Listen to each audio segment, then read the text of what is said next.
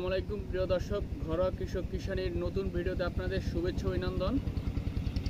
আজকে আমরা আসছি ভোলার প্রত্যন্ত অঞ্চলে চরফকিরা গ্রামে হাজারীগঞ্জ ইউনিয়ন।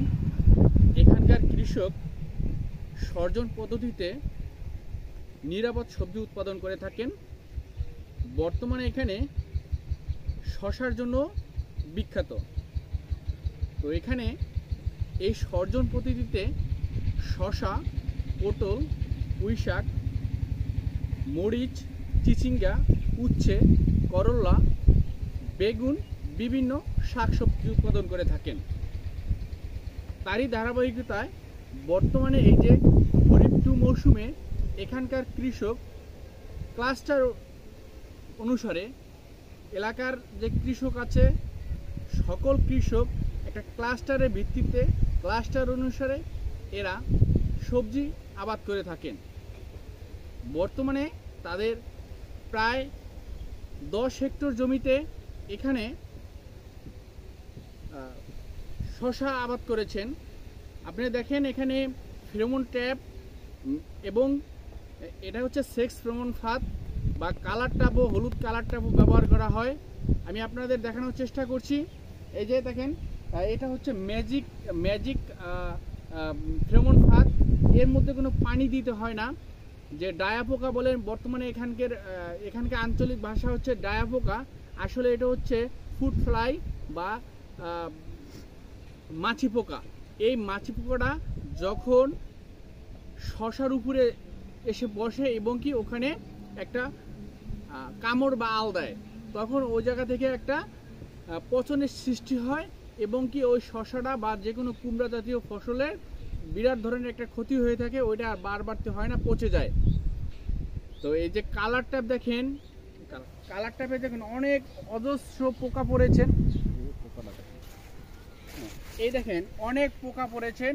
এই পোকাগুলো এটার মধ্যে, এই আঠাটার মধ্যে পোকাটা এসে আটকে যায়। তো দর্শক, এভাবে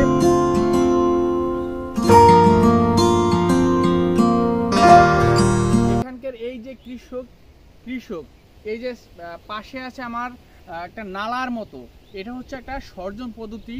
এই নালার মধ্যে এরা মাছ চাষ করেন, যেমন কই মাছ, মাগুর মাছ, শিং মাছ, পুঁটি মাছ, তেলাপিয়া মাছ, মৃগেল, এরকম দেশীয় মাছ চাষ করে থাকেন।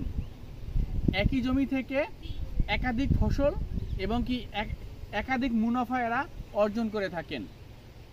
তার এই জমিটা সৎ ব্যবহার হয়।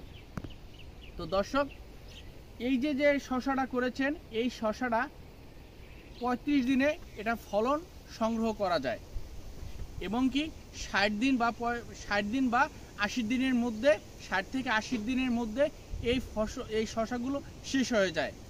নতুন করে আবার এরা এই যে সর্জন পদ্ধতিতে আবার এই আইলের মধ্যে আবার অন্য ফসল করবেন।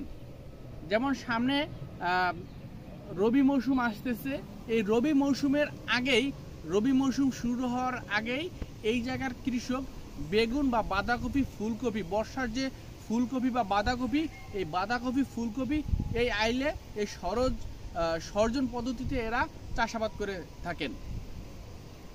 তো দর্শক, আজকে এই পর্যন্তই। এখন পর্যন্ত যারা আমার চ্যানেলটিকে সাবস্ক্রাইব বা ফলো দেননি, অবশ্যই সাবস্ক্রাইব, ফলো করবেন, যাতে করে আমার ভালো ভালো ভিডিওগুলো আপনারা আপডেট থাকেন। তো দর্শক, আজকে এই পর্যন্তই। সবাইকে ধন্যবাদ।